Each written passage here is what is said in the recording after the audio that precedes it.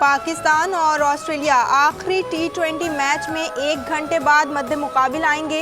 2 میچوں میں شکست کے بعد کپتان محمد رضوان کو آرام دے دیا گیا۔ آسٹریلیا کے خلاف تیسرے ٹی20 میچ کے لیے اسکواڈ کا اعلان۔ سلمان علی آغا قیادت سنبھالیں گے۔ وکٹ کیپر کے فرائض حسیب اللہ انجام دیں گے۔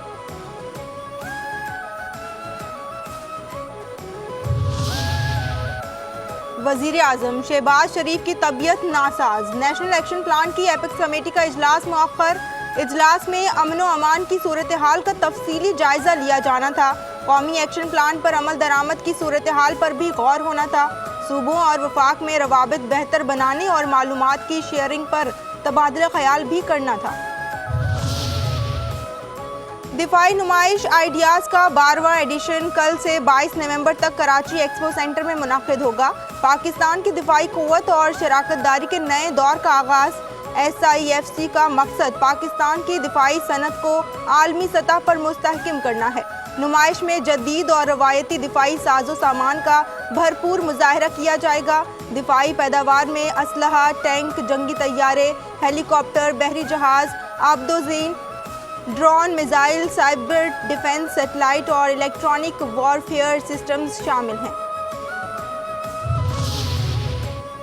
آئیڈیاز 2024 میں ایشیا، مشرق وسطیٰ اور جنوب مغربی ایشیا کے اہم ممالک بالخصوص سعودی عرب، متحدہ عرب امارات، قطر، بحرین، ترکی، ایران، یمن، چین، بھارت، جاپان، ملائیشیا، سنگاپور سمیت دیگر ممالک شامل۔ SIFC کا مقصد پاکستان کی دفاعی صنعت کو عالمی سطح پر اجاگر کرنا ہے، جس سے قومی سلامتی کو یقینی بنایا جائے گا۔ نمائش غیر ملکی وفود، حکومتی عہدیداروں اور نمائش کے درمیان مؤثر نیٹ ورکنگ فراہم کرتی ہے۔ آئیڈیاز کی ٹیم جدید سہولتوں اور سافٹ ویئر کے ذریعے نیٹ ورکنگ کو مؤثر طریقے سے ہم آہنگ کرتی ہے۔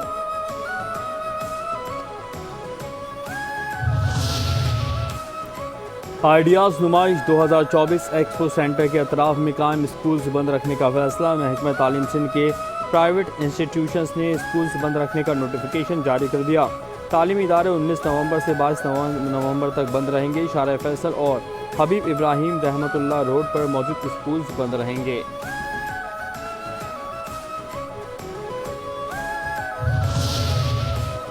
9 مئی کے کردار کڑی اور آرمی ایکٹ کے تحت سزا کے حقدار ہیں۔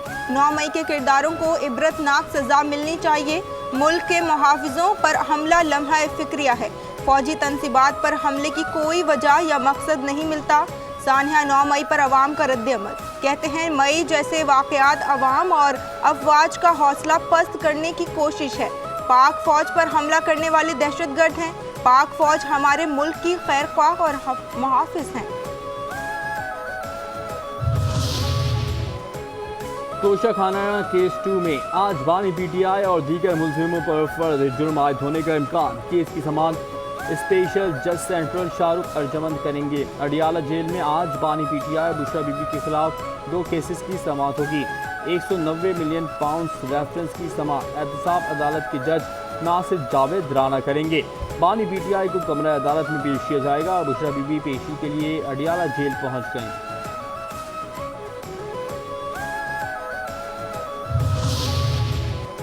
آئندہ ماہ انتخابات میں PTI کا ٹکٹ 24 نومبر کے احتجاج میں کارکردگی سے مشروط۔ بشرا بی بی کہتی ہیں عام انتخابات کا پارٹی ٹکٹ احتجاج میں رہنماؤں کی کارکردگی سے منسلک ہے۔ اسلام آباد احتجاج لوگوں کی PTI سے وفاداری کا امتحان ہے۔ ہمارا ہدف بانی کی رہائی یقینی بنانا ہے۔ بانی کے بغیر اسلام آباد سے واپس نہیں آئیں گے۔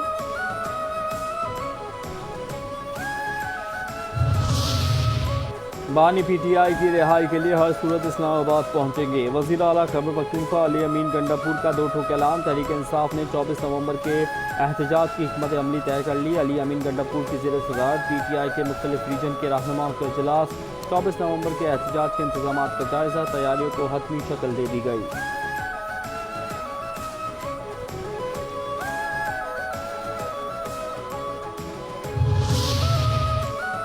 بانی PTI صرف اسٹیبلشمنٹ سے مذاکرات چاہتے ہیں۔ ہماری مذاکرات کی آفر ہر وقت موجود ہے۔ وزیر دفاع خواجہ آصف کی سیالکوٹ میں میڈیا سے گفتگو، کہا ان کی جماعت کے لوگ ڈبل ایجنٹ بنے ہوئے ہیں۔ وزیر اعلیٰ خیبر क़यादत में PTI 2 मरतबा वफाक पर हमला आवर हुई।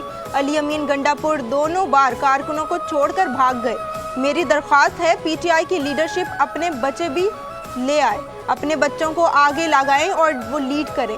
बानी PTI समेत ये सब रंगबाज हैं, झूठ बोलते हैं। इस मरतबा भी आएंगे तो शिकस्त खाएंगे।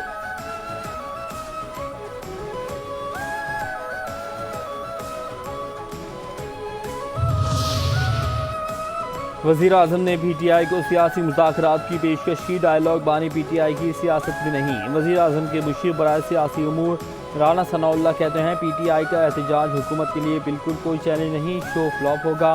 PTI ने होमवर्क के बगैर एहतजाज की कॉल दी। एहतजाज की कॉल खुद उनके लिए नुकसान का बाइस बनेगी। सोशल मीडिया प्लेटफॉर्म एक्स पर बोले VPN के इस्तेमाल का शरीयत से कोई ताल्लुक नहीं। एक्स के गलत इस्तेमाल की वजह से हुकूमत ने पाबंदी लगाई।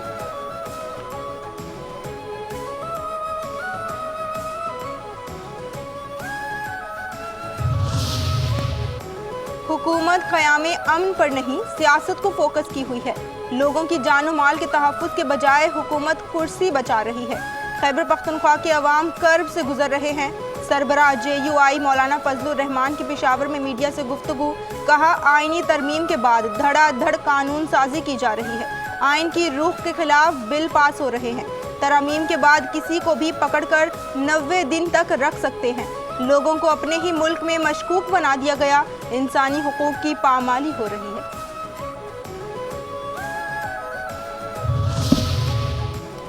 24 नवंबर का एहतजाज बानी की रिहाई के लिए है। हमारे पास एहतजाज के अलावा कोई रास्ता नहीं। PTI रहनुमा असद कैसर कहते हैं PTI एक सियासी जमात है, मुसल्लह फोर्स नहीं। हम पुरअमन तरीके से अपना एहतजाज करेंगे। बुशरा बीबी हमारी तहरीक का हिस्सा होंगी। बुशरा बीबी की जानिब से पार्टी को टेक ओवर करने का तासुर गलत है। मुल्क इस वक्त अनारकी की तरफ बढ़ रहा है। कानून की हुक्मरानी होगी तो मुल्क आगे बढ़ेगा।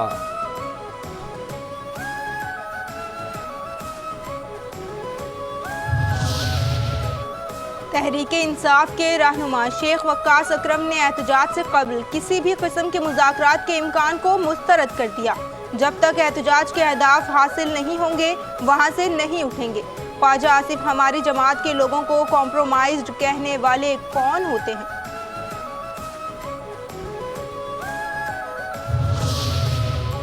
लंदन हाई कोर्ट ने नवाज शरीफ के बेटे हसन नवाज को दिवालिया करार दे दिया। हसन नवाज को बरतानवी हुकूमत के टैक्स रेवेन्यू डिपार्टमेंट के टैक्स केस में दिवालिया करार दिया गया। हसन नवाज से मुतालिक केस 25 अगस्त 2023 को फाइल किया गया था।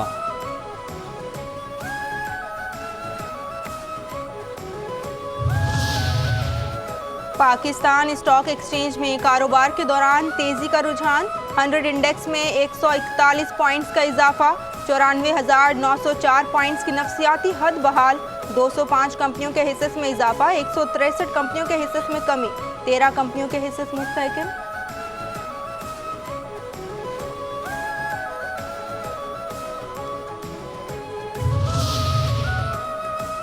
पाकिस्तान को 2050 तक कार्बन के कम अखराज की तरफ मुंतकली के लिए $390 अरब दरकार। एशियाई तरक्याती बैंक की रिपोर्ट के मुताबिक मतलूबा तवानाई की तोसी के मंसूबे बड़ी सरमायाकारी के वादों का मुतालबा करते हैं। बिजली की बढ़ती हुई तलब को पूरा करने और ग्रिड के इस्तेहकाम को बरकरार रखने के लिए ट्रांसमिशन और डिस्ट्रीब्यूशन शोबों में भी $22 अरब की सरमायाकारी की ज़रूरत है।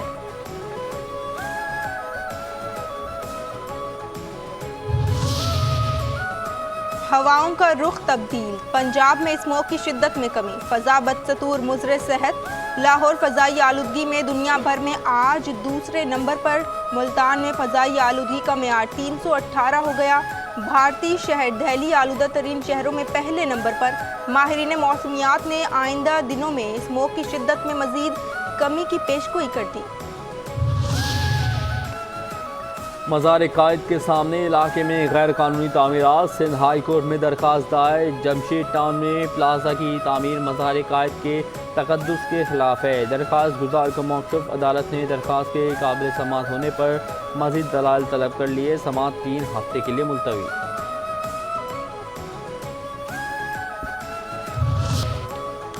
कराची में आज तेज़ धूप का इम्कान। कम से कम दर्जा हरारत 22 डिग्री सेंटीग्रेड रिकॉर्ड। महकमे मौसमियात के मुताबिक कराची में شمال مشرق سے ہلکی ہوائیں چل رہی ہیں، نمی کا تناسب 59% ہے۔